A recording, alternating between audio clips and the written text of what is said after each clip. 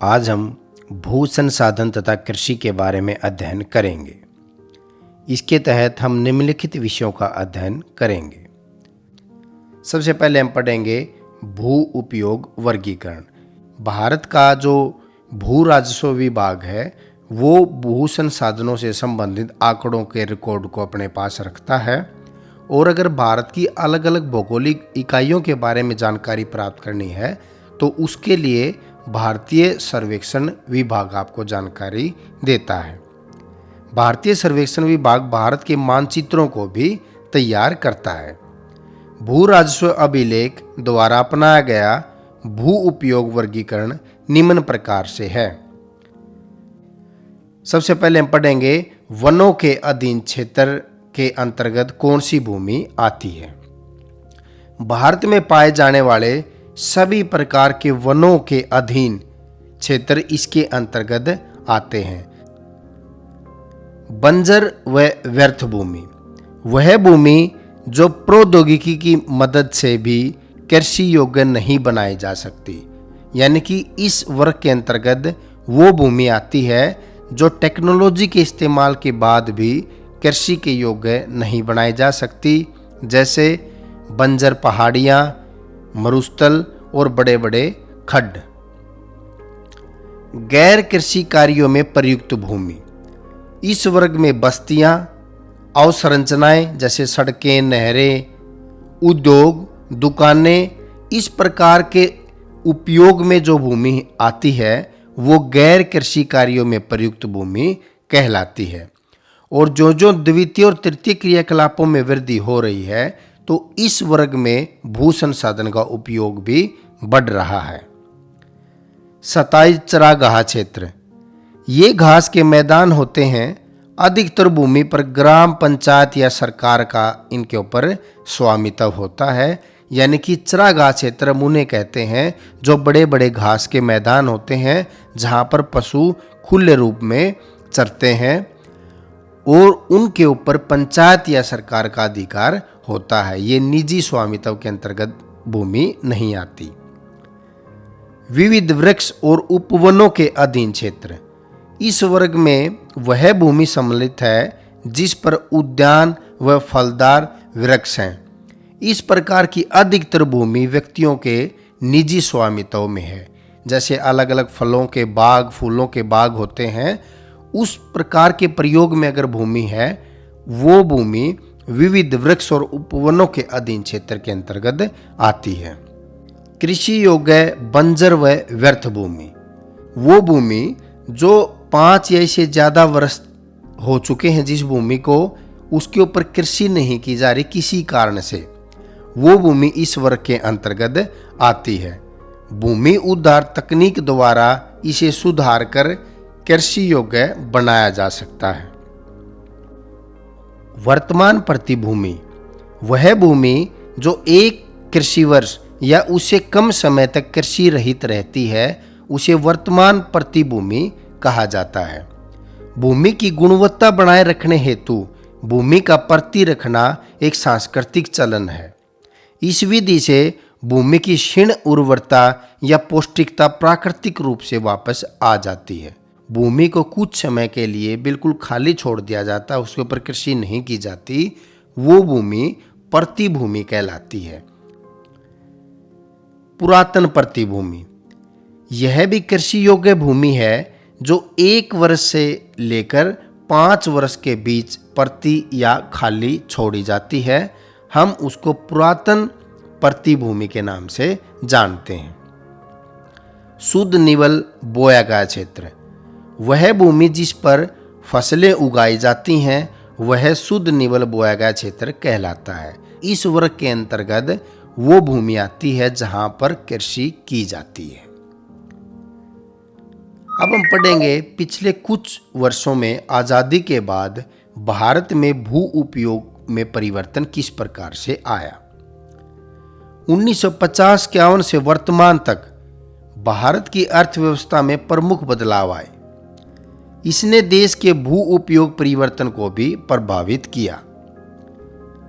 One क्षेत्रों, गैर कृषि कार्यों में प्रयुक्त भूमि, वर्तमान प्रतिभूमि, और निवल बोया गया क्षेत्र आदि के अनुपात में वृद्धि हुई।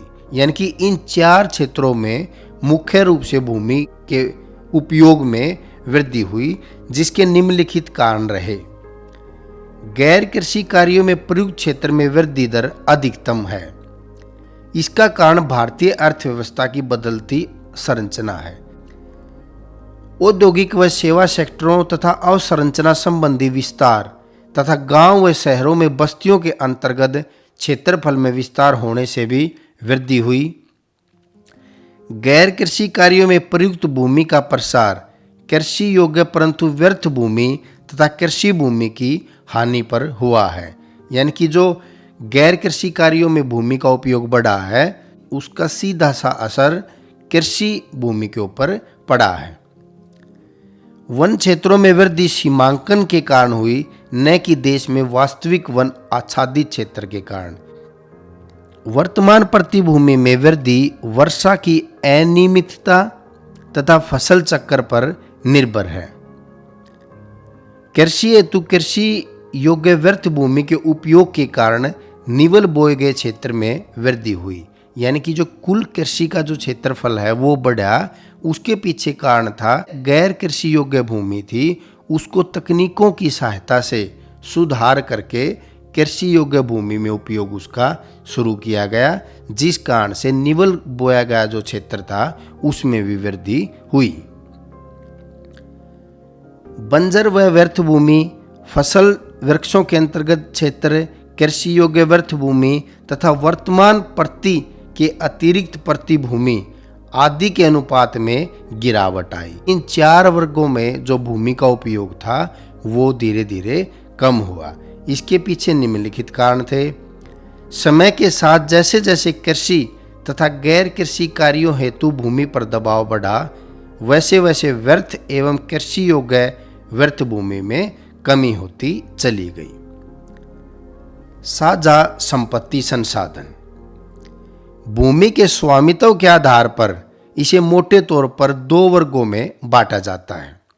निजी भू संपत्ति, इनमें भूमि पर व्यक्ति का निजी स्वामित्व अथवा कुछ व्यक्तियों का सम्मिलित निजी स्वामित्व होता है। पर्सनल जो भूमि होती है व्यक्ति की, उसको हम निजी भूमि के अंतर्गत लाते हैं।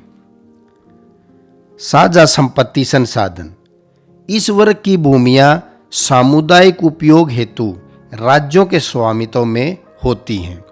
साझा संपत्ति संसाधन पशुओं के लिए चारा, घरेलू उपयोग हेतु ईंधन, लकड़ी तथा साथ ही अन्य वन उत्पाद जैसे फल, रेशे, गिरी, औषधीय पौधे आदि उपलब्ध करवाती हैं। साझा कॉमन जिसको हम बोलते हैं, जिसके ऊपर एक समुदाय का अधिकार होता है, उसको हम साझा संपत्ति संसाधन के अंतर्गत रखते हैं।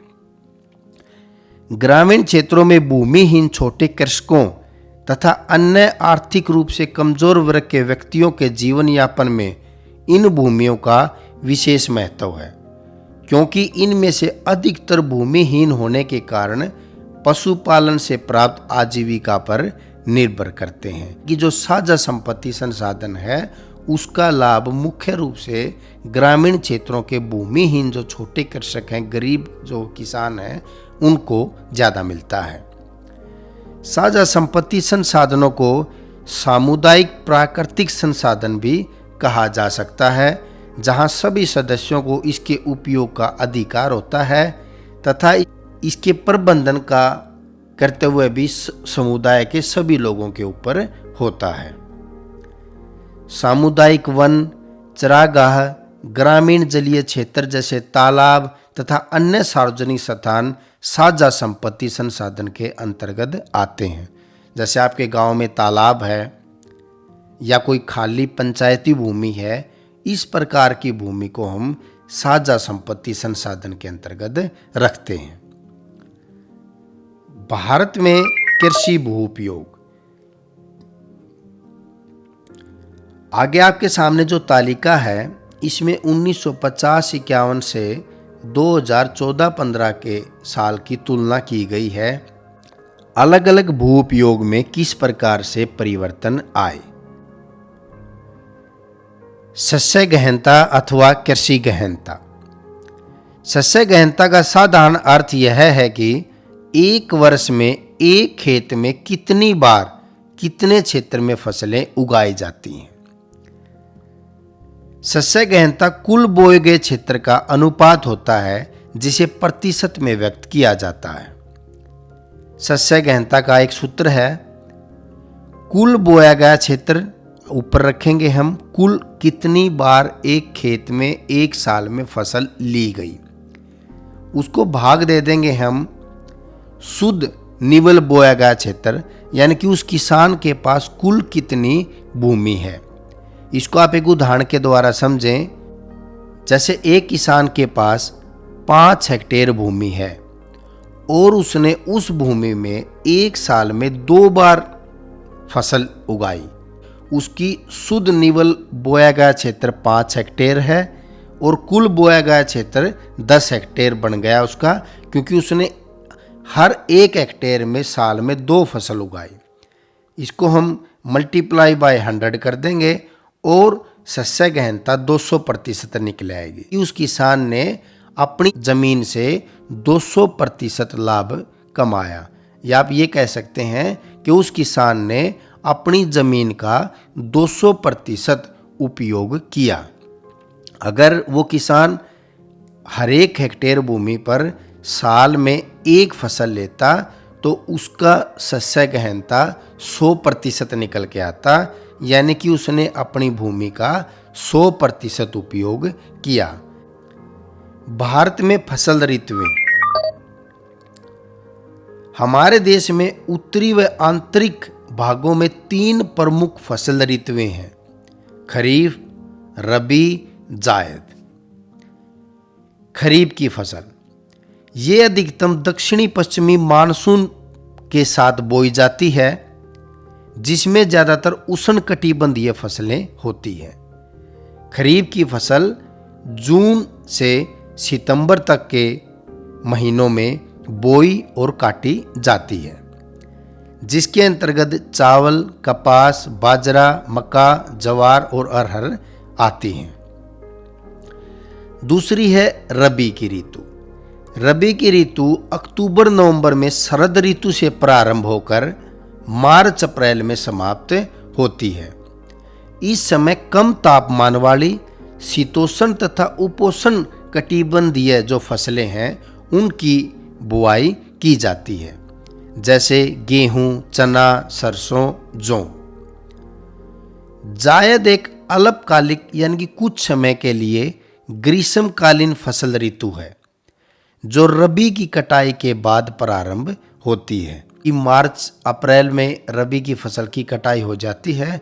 उसके बाद खरीफ और रबी के बीच का जो 3-4 महीने का समय है, उस दौरान जायद की कृषि की जाती है। इस ऋतु में मुख्य रूप से सब्जियां, फल जैसे तरबूज, खीरा, ककड़ी, इस तरह की फसलों को उगाया जाता है। 3 प्रकार की फसल ऋतुएं देश के दक्षिणी भागों में नहीं पाई जाती, क्योंकि यहाँ का अधिकतम तापमान वर्ष भर किसी भी उष्णकटिबंधीय फसल की बुआई में सहायक होता है। इसके लिए पर्याप्त आर्द्रता उपलब्ध होनी चाहिए। यानी कि जो ये 3 प्रकार की फसल ऋतुएं हैं, ये उत्तरी भारत के राज्यों के लिए हैं, क्योंकि उत्तरी भारत में साल में मौसम में बहुत ज़्यादा परिवर्तन आता है, लेकिन दक्षिण भारत में पूरा वर्ष लगभग एक जैसा मौसम रहने के कारण वहाँ पर ज़्यादातर उष्णकटिबंधीय प्रकार की फसलें ही उगाई जाती हैं।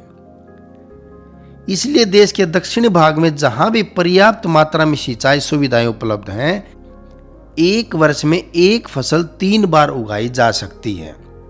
तो इस तालिका को देख के आप इनकी तुलना कर सकते हैं।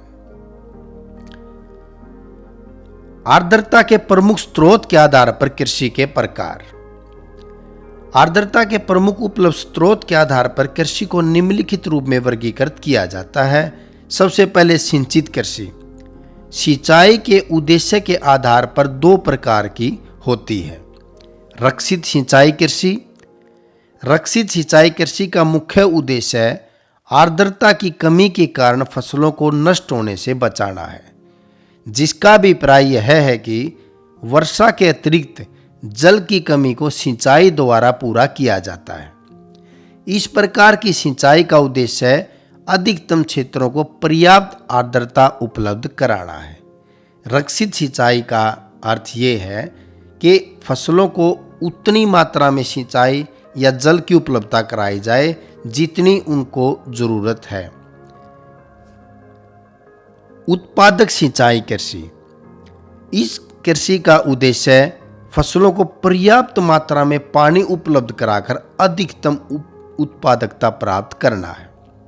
उत्पादक सिंचाई से जल निवेश की मात्रा रक्षित सिंचाई कृषि की अपेक्षा अधिक होती है। उत्पादक सिंचाई कृषि वो कृषि है जो विशेष तौर पर सिंचाई की सुविधाएं होने के आधार पर ही की जाती है, जिसमें इस प्रकार की फसलों का उत्पादन किया जाता है जिनको जल की ज्यादा आवश्यकता होती है। वर्षा निर्भर कृषि, कृषि ऋतु में उपलब्ध आर्द्रता मात्रा के आधार पर दो प्रकार की होती है। शुष्क भूमि कृषि, भारत में शुष्क भूमि खेती मुख्यतः उन प्रदेशों तक सीमित है जहां वार्षिक वर्षा 75 सेंटीमीटर से कम है।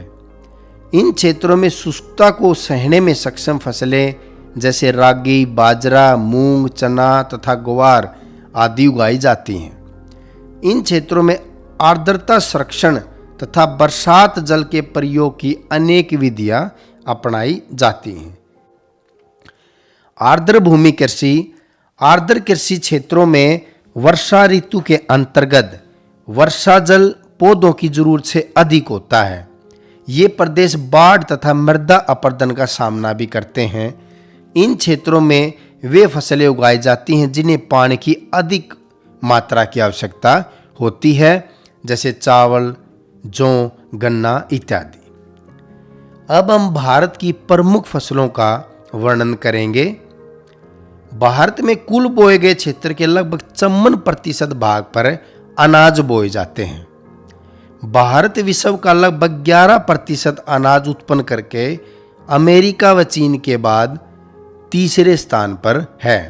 भारत विविध प्रकार के अनाजों का उत्पादन करता है। मुख्य अनाजों का विवरण निम्न प्रकार से है।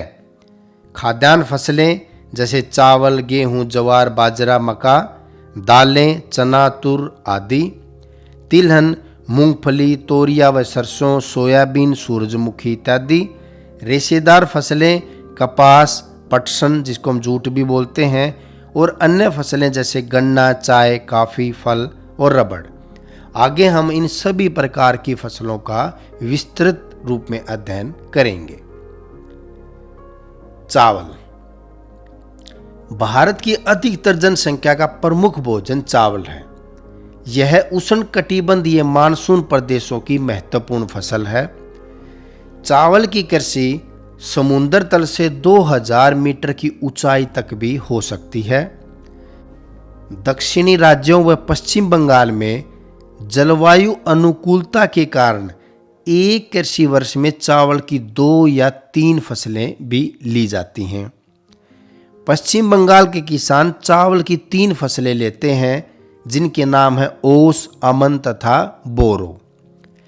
हिमालय तथा देश के उत्तरी पश्चिमी भागों में ये दक्षिणी पश्चिमी मानसून ऋतु में खरीफ फसल के रूप में उगाई जाती है।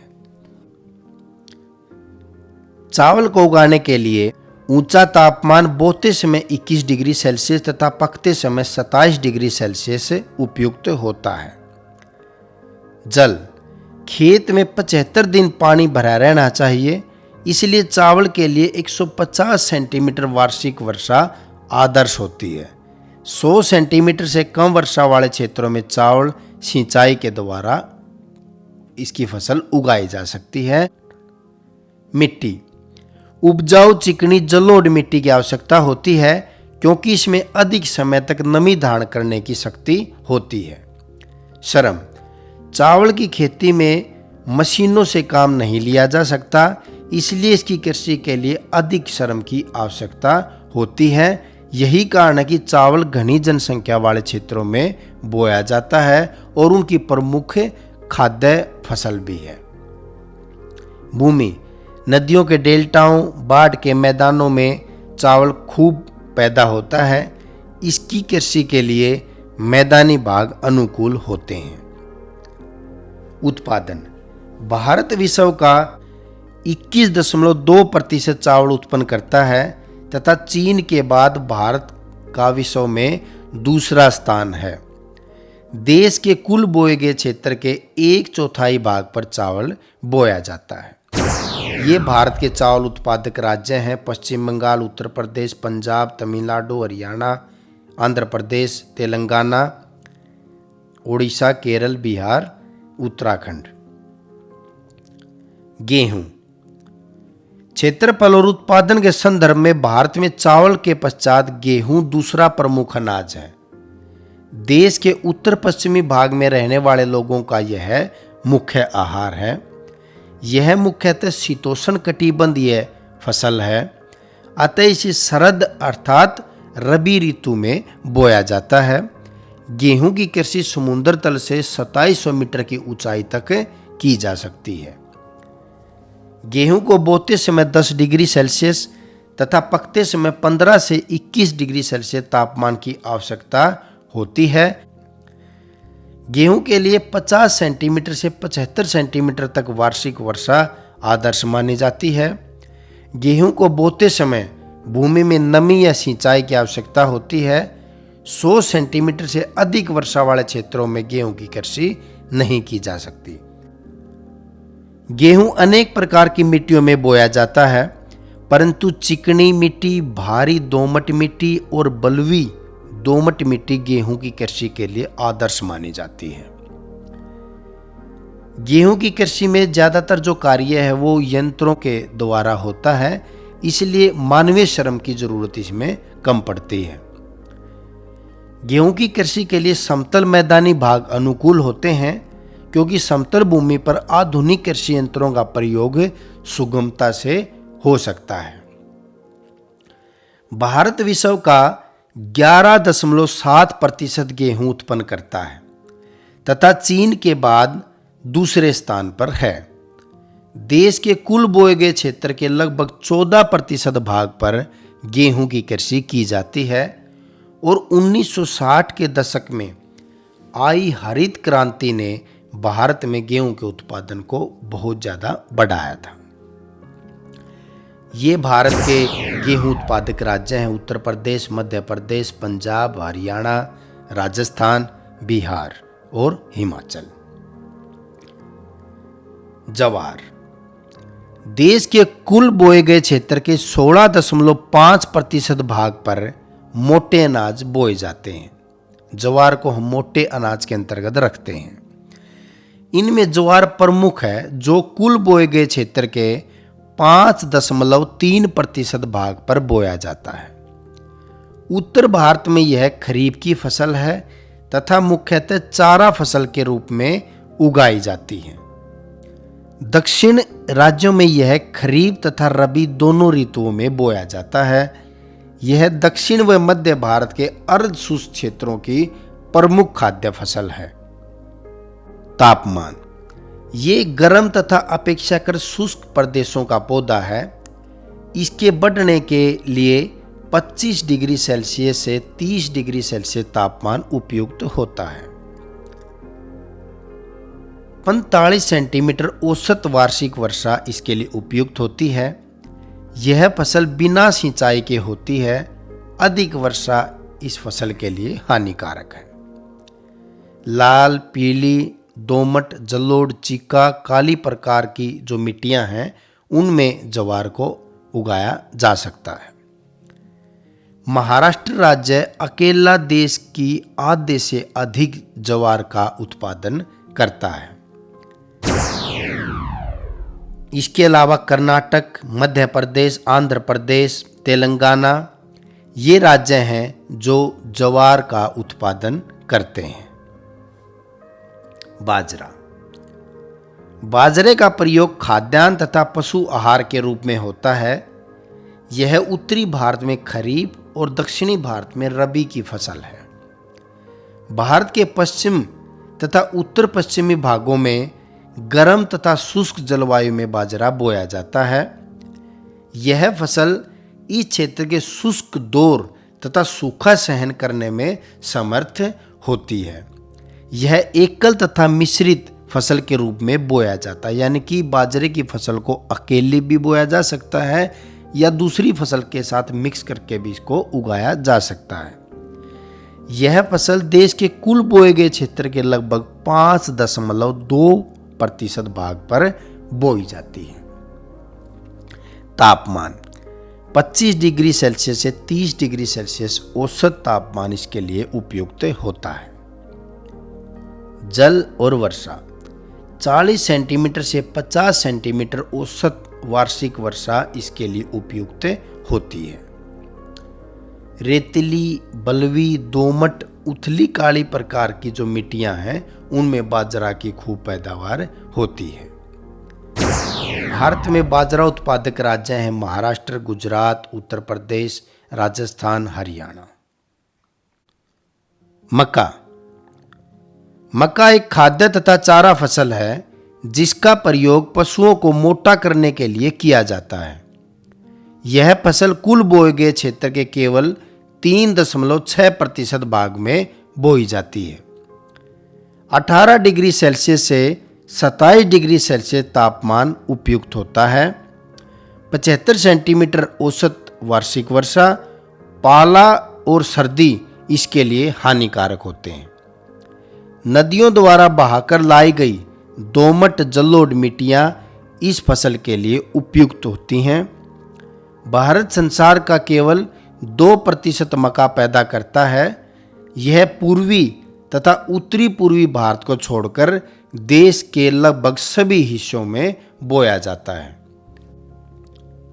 भारत में मक्का कर्नाटक, मध्य प्रदेश, बिहार, आंध्र प्रदेश, तेलंगाना, राजस्थान, उत्तर प्रदेश में उगाया जाता है। दालें प्रचुर मात्रा में प्रोटीन के स्रोत होने के कारण दालें शाकाहारी भोजन के प्रमुख संगठक हैं।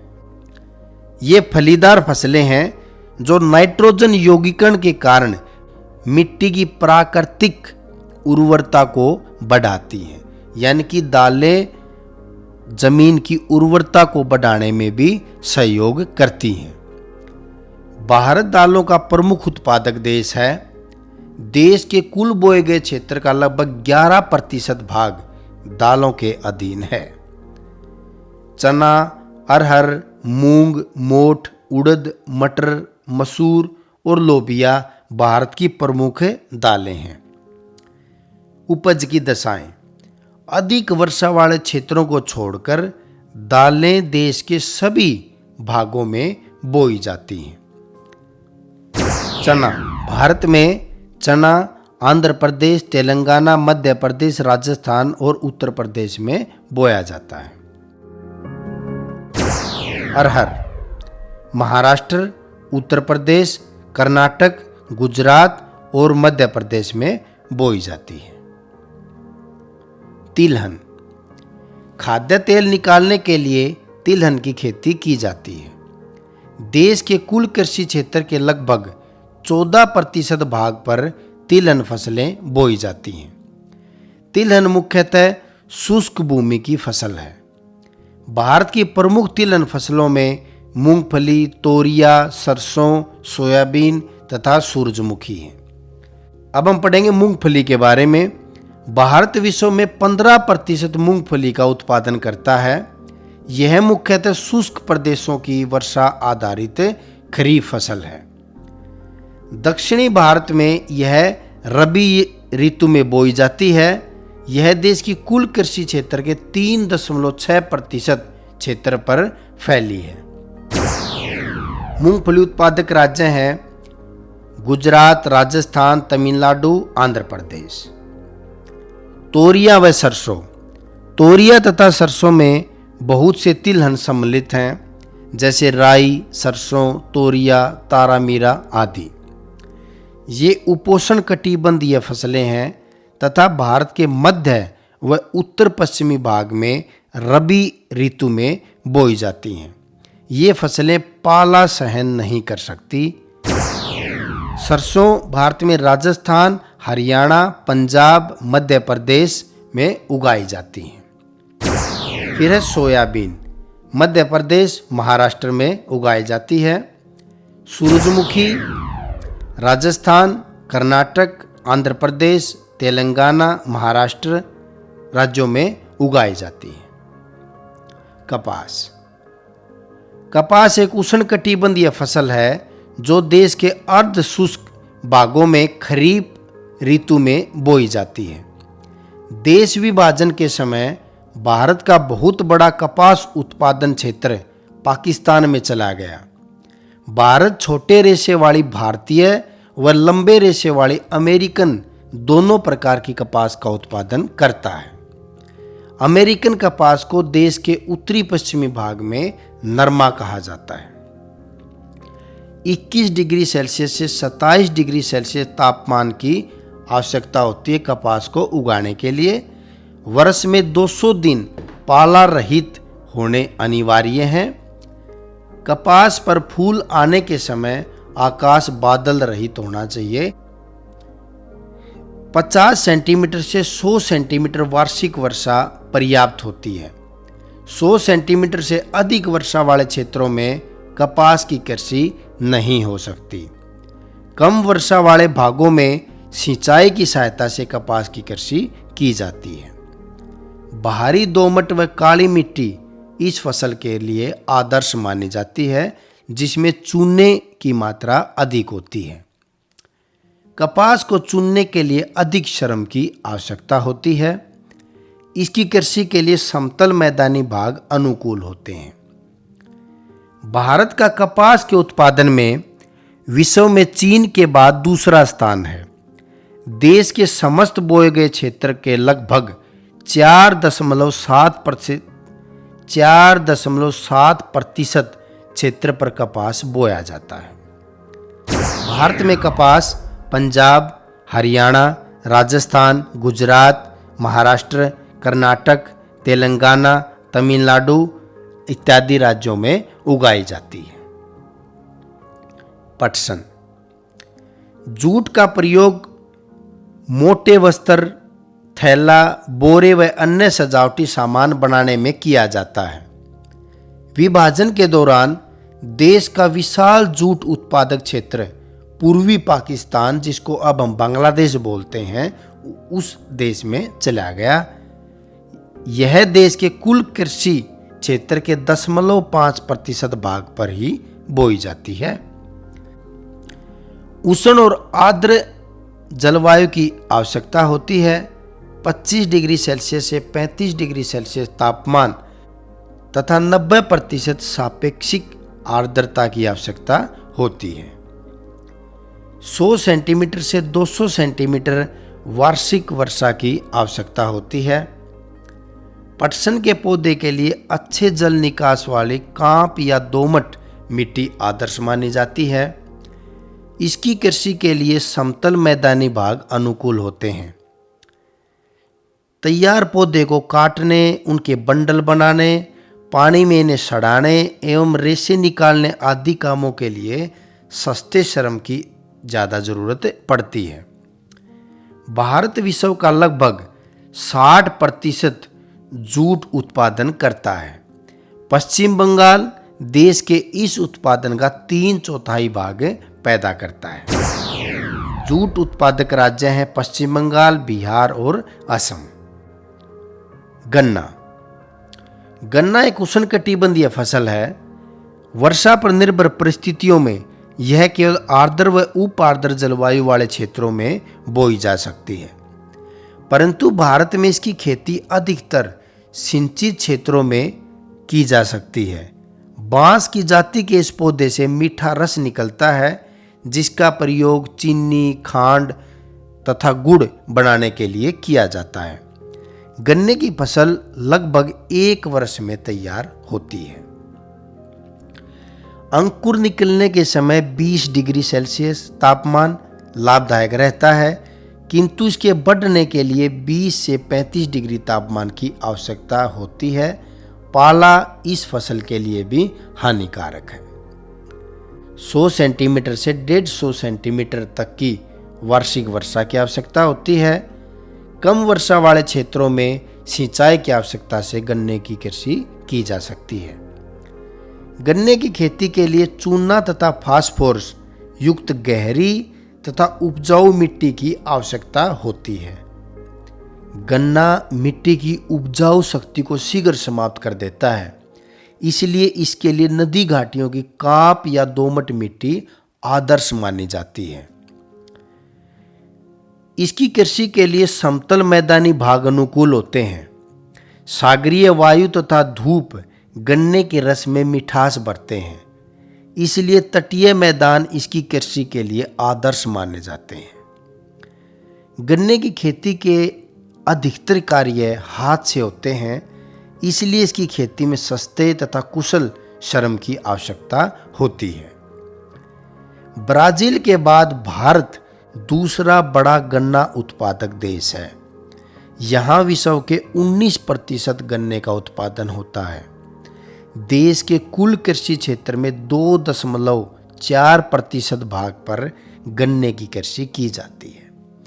उत्तर प्रदेश देश का 40% गन्ना उत्पादन करता है। इसके अलावा महाराष्ट्र, कर्नाटक, तमिलनाडु, गुजरात, आंध्र प्रदेश इत्यादि राज्य भी गन्ने का उत्पादन करते हैं।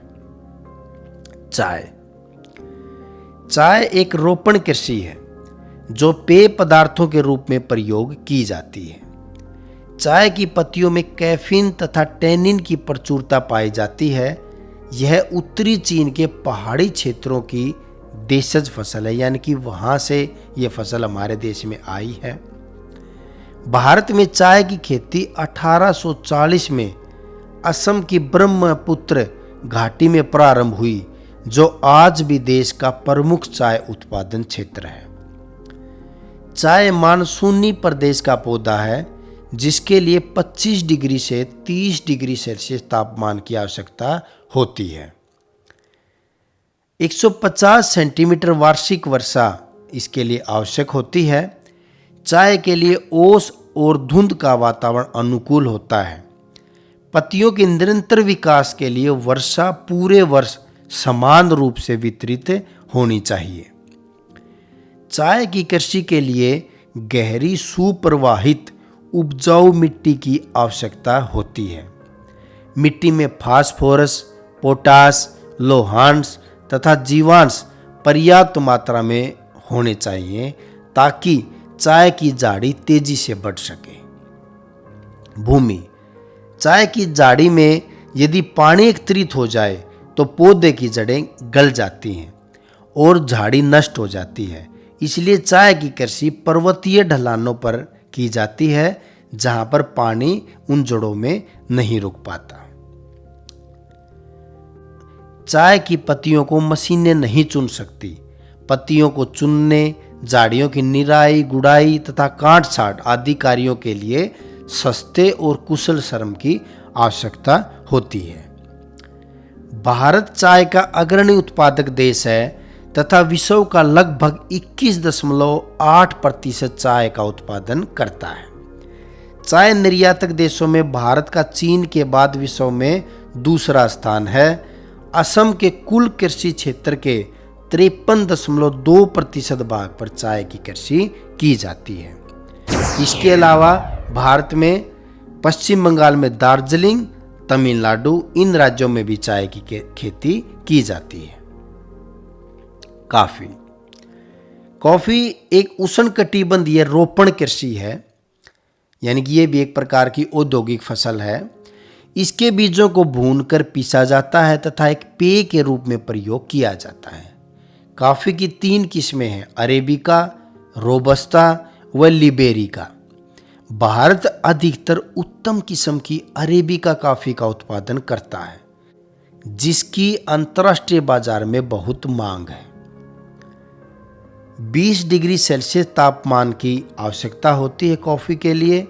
अधिक सर्दी, पाला, तेज धूप कहवे के पौधे के लिए हानिकारक होते हैं। 200 सेंटीमीटर वार्षिक वर्षा आवश्यक होती है।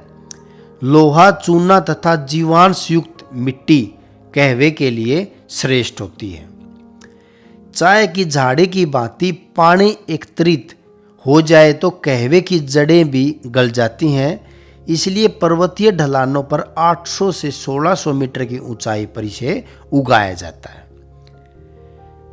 कहवे के फल को एकत्रित करने, उनमें से बीज निकालने तथा अन्य बीजों को भूनने के लिए सस्ते एवं कुशल श्रम की आवश्यकता होती है। भारत में विश्व का 3.7% कॉफी का उत्पादन होता है। Brazil, Vietnam, Colombia, Indonesia, Ethiopia तथा होंडुरास के बाद भारत का विश्व में 7वां स्थान है। देश के समस्त कॉफी उत्पादन का 2/3 से अधिक भाग केवल कर्नाटक राज्य से आता है। इसके अलावा केरल और तमिलनाडु राज्यों में भी कॉफी का उत्पादन किया जाता है। उद्यान कृषि की फसलें।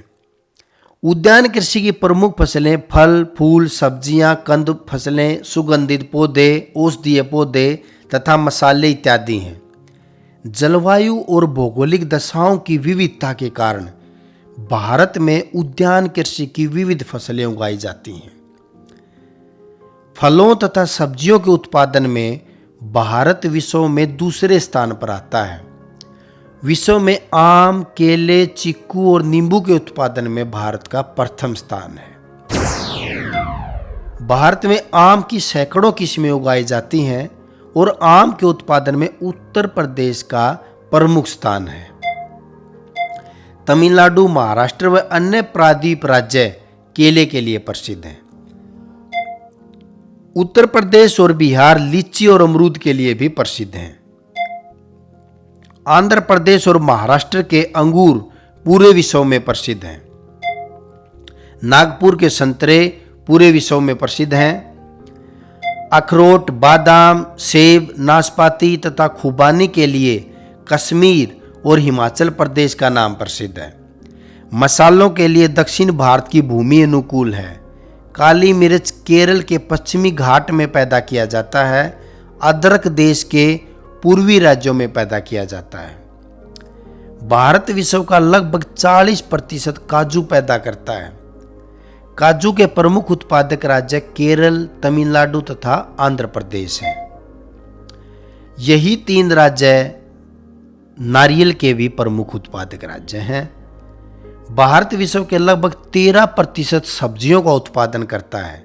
भारत का मटर, फूलगोभी, प्याज, बंद गोभी, टमाटर, बैंगन, आलू उत्पादन में प्रमुख स्थान है। रबड़। प्राकृतिक रबड़ भूमध्य रेखीय सदाबहार वनों में पाए जाने वाले हेविया ब्रासिलियेंसिस के दूध को सुखाकर प्राप्त किया जाता है। इस दूध या चिपचिपे रस को लेटेक्स कहा जाता है। रबड़ उद्योग जगत के लिए एक महत्वपूर्ण कच्चा माल है। रबड़ का प्रयोग टायर, ट्यूब, जूतों के सोल, खेलों का सामान इत्यादि बहुत सी चीजों के निर्माण में किया जाता है। इसके लिए 22 डिग्री से 30 डिग्री सेल्सियस तापमान अनुकूल होता है। 150 सेंटीमीटर से 200 सेंटीमीटर वार्षिक वर्षा इसके लिए आवश्यक है। वर्षा साल भर होती रहे, कोई भी महीना शुष्क नहीं होना चाहिए। रबड़ का पौधा उपजाऊ जलोढ़ मिट्टी, लावा से बनी काली मिट्टी तथा लैटराइट मिट्टी में भली भांति उगता है। रबड़ के बागानों में जल निकास की अच्छी व्यवस्था होनी चाहिए, अतः उसके लिए तरंगित भूमि या साधारण ढाल वाली उच्च भूमि उपयुक्त रहती है। रबड़ के बागानों पर वृक्षों की देखभाल करने, दूध इकट्ठा करने, उसे सुखाने व कारखानों तक पहुंचाने के लिए पर्याप्त एवं सस्ता श्रम चाहिए। भारत में पहली बार 1880 के दशक में मालाबार क्षेत्र में रबड़ के बागान लगाए गए थे। वर्तमान में भारत में 4 लाख हेक्टेयर भूमि पर रबड़ के बागान हैं।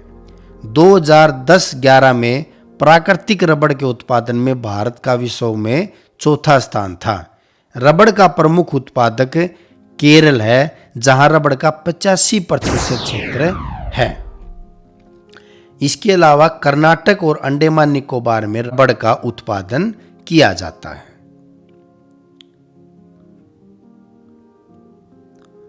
भारत में कृषि विकास।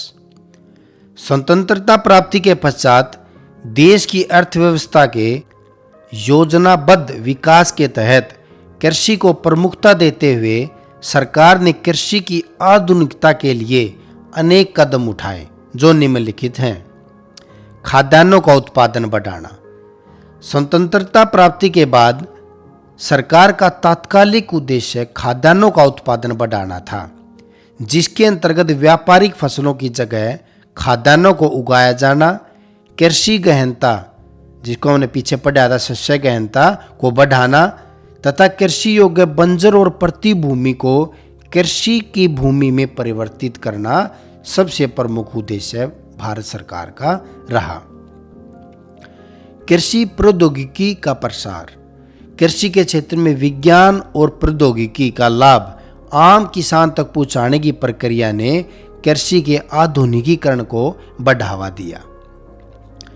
गहन कृषि जिला कार्यक्रम, गहन कृषि क्षेत्र कार्यक्रम भी चलाए गए, जिससे अलग अलग क्षेत्रों का अलग अलग तरीके से कृषि में विकास किया गया। हरित क्रांति।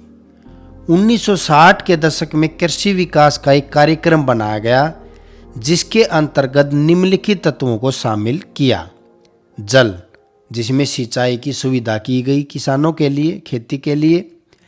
रासायनिक उर्वरकों का प्रयोग, कीटनाशक दवाइयों का प्रयोग, संस्थागत बहुत सी प्रकार की सहायताएं, मंडियों का विस्तार, कृषि यंत्र यानी कि कृषि में मशीनीकरण लाना तथा उच्च उत्पादकता की किस्म के बीज, high yielding varieties seeds HYV पर आधारित था और इस कार्यक्रम को पैकेज प्रौद्योगिकी, पैकेज टेक्नोलॉजी के नाम से भी जाना गया।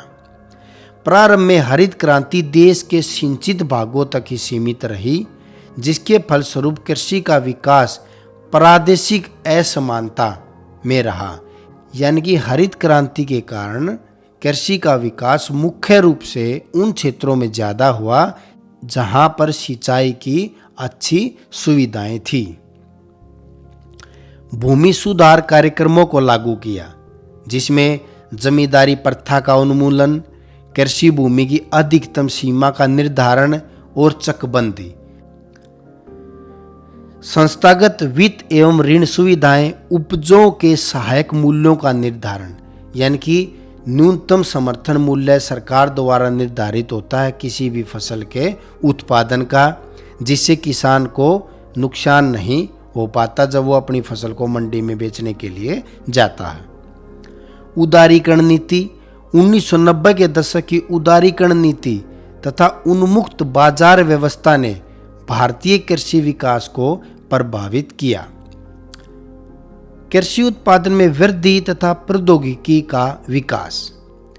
इन सब कार्यक्रमों के चलते बहुत सी फसलों जैसे चावल तथा गेहूं के उत्पादन तथा पैदावार में प्रभावशाली वृद्धि हुई। अन्य फसलों मुख्यतः गन्ना, तिलहन और कपास के उत्पादन में भी प्रशंसनीय वृद्धि हुई। देश के विभिन्न क्षेत्रों में आधुनिक कृषि प्रौद्योगिकी का प्रसार तीव्रता से हुआ। पिछले 40 वर्षों में रासायनिक उर्वरकों की खपत में भी 15 गुना वृद्धि हुई, क्योंकि उत्तम बीज की किस्मों में कीट प्रतिरोधकता कम है। अतः देश में 60 के दशक से कीटनाशकों की खपत में भी वृद्धि हुई। जो कृषि के उत्पादन में टेक्नोलॉजी का प्रयोग हुआ, पैदावार बढ़ी, उसी के साथ ही कीटनाशक दवाइयाँ, रासायनिक उर्वरकों का उपयोग भी देश में बढ़ा, जिससे हमारे देश की जो भूमि थी, जो मिट्टी थी, उसका निम्नीकरण हुआ। भारतीय कृषि की समस्याएं। भारत में जो कृषि है उसकी सबसे प्रमुख समस्या है अनियमित मानसून पर निर्भरता। भारत में कृषि क्षेत्र का केवल 1/3 भाग ही सिंचित है। शेष कृषि क्षेत्र में फसलों का उत्पादन प्रत्यक्ष रूप से वर्षा पर निर्भर है। दक्षिणी पश्चिमी मानसून की अनिश्चितता व अनियमितता से सिंचाई हेतु नहरी जल आपूर्ति प्रभावित होती है। कम वर्षा वाले क्षेत्रों में सूखा और ज्यादा वर्षा वाले क्षेत्रों में बाढ़ की एक समस्या है। निम्न उत्पादकता। अंतर्राष्ट्रीय स्तर की अपेक्षा भारत में फसलों की उत्पादकता कम है। जैसे चावल, गेहूं, कपास, तिलहन की प्रति हेक्टेयर पैदावार अमेरिका, रूस तथा जापान से कम है। भू संसाधनों पर अधिक दबाव के कारण अंतर्राष्ट्रीय स्तर की तुलना में भारत में श्रम उत्पादकता भी कम है, यानी कि प्रति व्यक्ति उत्पादकता भी कम है और प्रति हेक्टेयर उत्पादकता भी भारत में कम है। वित्तीय संसाधनों की बाध्यताओं तथा ऋणग्रस्तता। आधुनिक कृषि में लागत बहुत ज्यादा, खर्च बहुत ज्यादा होता है। गरीब छोटे किसानों की कृषि बचत बहुत कम है, अतः वे कृषि में निवेश करने में असमर्थ होते हैं। बहुत से किसान विविध संस्थाओं तथा महाजनों से ऋण लेते हैं। कृषि से कम होती आय तथा फसलों के खराब होने से वे कर्ज के जाल में फंसते जाते हैं। तो ये भी एक बहुत बड़ी समस्या है भारतीय कृषि की। भूमि सुधारों की कमी। भूमि के असमान वितरण के कारण भारतीय किसान लंबे समय से शोषित हैं। स्वतंत्रता प्राप्ति के पश्चात भूमि सुधार कार्यक्रमों को कमजोर राजनीतिक इच्छा शक्ति के कारण पूर्णतः फलीभूत नहीं किया जा सका। छोटे खेत तथा विखंडित जोत। भारत में गरीब तथा छोटे किसानों के पास छोटे भू जोत हैं तथा अधिकतर उनके जो खेत हैं वो बिखरे हुए हैं। कुछ राज्यों में तो एक बार भी चकबंदी नहीं हुई है। कुछ राज्यों में चकबंदी के द्वारा वो जो बिखरे हुए खेत थे उनको किसान को एक समूह में देने की कोशिशें की गई, लेकिन ज़्यादातर राज्यों में ये चकबंदी पूर्ण रूप से लागू नहीं हो पाई। वाणिज्यकरण का अभाव। अधिकतर किसान अपनी जरूरत या स्वयं उपभोग हेतु फसलें उगाते हैं। इन किसानों के पास अपनी जरूरत से अधिक उत्पादन के लिए पर्याप्त भू संसाधन नहीं है। अल्प बेरोजगारी। कृषि में कार्यरत लोगों को वर्ष भर कार्य करने के अवसर प्राप्त नहीं होते। इस कारण कृषि क्षेत्र में 4 से 8 महीने तक बेरोजगारी रहती है। कृषि योग्य भूमि का निम्नीकरण। भू संसाधनों का निम्नीकरण सिंचाई और कृषि विकास की दोषपूर्ण नीतियों से उत्पन्न हुई समस्याओं में से एक गंभीर समस्या है। यह समस्या विशेषकर सिंचित क्षेत्रों में और भी ज्यादा है। कृषि भूमि का एक बड़ा भाग जलक्रांतता, पानी का खड़ा रहना खेतों में, लवणता जिसको हम देसी भाषा में नूनी बोलते हैं, लवणता का बढ़ जाना तथा मृदा क्षारता के कारण बंजर हो चुका है।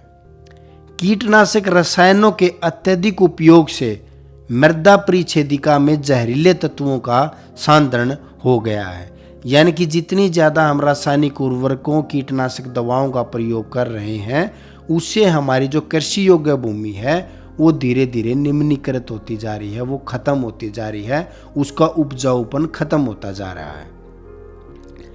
बहुफसलीकरण में बढ़ोतरी से भूमि में पुनः उर्वरता पाने की प्राकृतिक प्रक्रिया अवरुद्ध हुई है, जैसे नाइट्रोजन यौगीकरण। जल द्वारा मृदा अपर्दन तथा वायु अपर्दन भी भारतीय कृषि की समस्याएं हैं। इस प्रकार से हमारा टॉपिक कंप्लीट हुआ और आज के प्रमुख जो क्वेश्चन हैं वो हमारे इस प्रकार से हैं। भारत में भू उपयोग का वर्गीकरण का वर्णन कीजिए। भारत में भू उपयोग परिवर्तन किस प्रकार से हुआ। साझा संपत्ति संसाधन किन्हें कहा जाता है। भारत में कृषि भू उपयोग का वर्णन कीजिए। शस्य गहनता क्या होती है। भारत में अलग अलग कौन कौन सी फसल ऋतुएं हैं, उदाहरण सहित उत्तर दीजिए।